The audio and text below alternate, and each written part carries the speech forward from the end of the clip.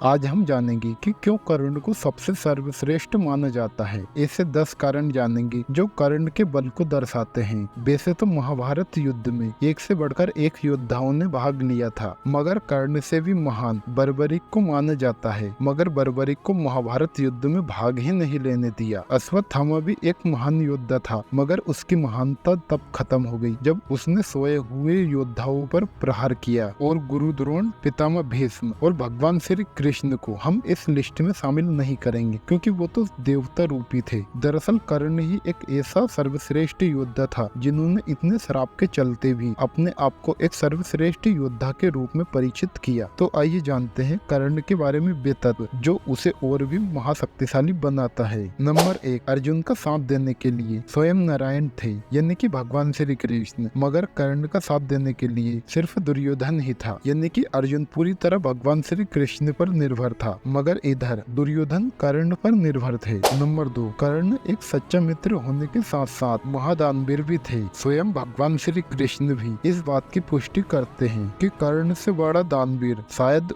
और कोई नहीं है। नंबर 3, भगवान श्री कृष्ण की योजना के अनुसार भगवान इंद्र ने जब कर्ण से अपना कवच और कुंडल दान में मांग लिया, मगर फिर भी कर्ण ने एक योद्धा की तरह युद्ध लड़ा। नंबर 4, कर्ण ने जरासंध को अकेले हराया था, वहीं भीम ने भगवान श्री कृष्ण की सहायता ली थी और जरासंध को मारा था। नंबर 5, कर्ण के पास भगवान परशुराम से मिला भगवान शिव का विजय धनुष मौजूद था। विजय धनुष जिस भी योद्धा के पास होता था, समझो उस योद्धा की सुरक्षा स्वयं भगवान शिव करते थे। कर्ण को जब तक नहीं मारा जा सकता था जब तक विजय धनुष कर्ण के हाथ में रहता। नंबर 6, कर्ण ने माता कुंती को वचन दिया था इस युद्ध में उसके 5 पुत्र जीवित रहेंगे। कर्ण को कई बार मौका मिला उन 4 भाइयों को मारने का, मगर कर्ण ने उनको नहीं मारा। कर्ण सिर्फ अर्जुन को ही मारना चाहता था। नंबर 7, जिस द्रुपद को कौरव और पांडव 105 भाई भी मिलकर जीत नहीं पाए थे, जिसे कर्ण ने दिग्विजय के दौरान अकेले हराया था। प्रयाग जोशी के राजा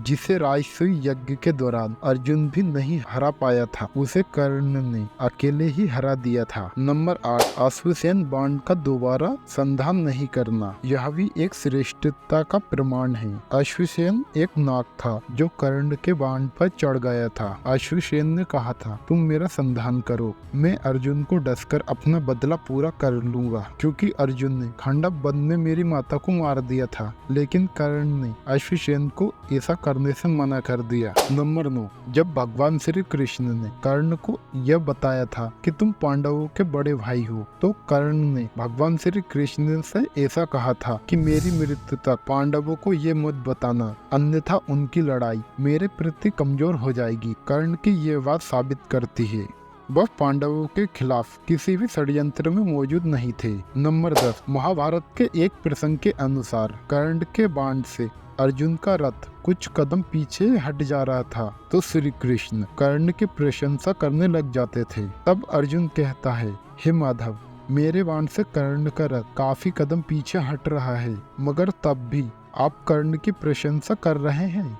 यह बात सुनकर भगवान श्री कृष्ण कहते हैं, तुम्हारे रथ पर स्वयं मैं नारायण रूपी बैठा हूँ, तब भी कर्ण के बाण तुम्हारे रथ को पीछे हटा रहे हैं, तो वो कितना शक्तिशाली होगा। तो दोस्तों, ये कारण था जो कर्ण को और भी महान शक्तिशाली बनाता है। आज के वीडियो में इतना ही। अगर वीडियो पसंद आई है तो प्लीज वीडियो को लाइक और चैनल को सब्सक्राइब जरूर करना।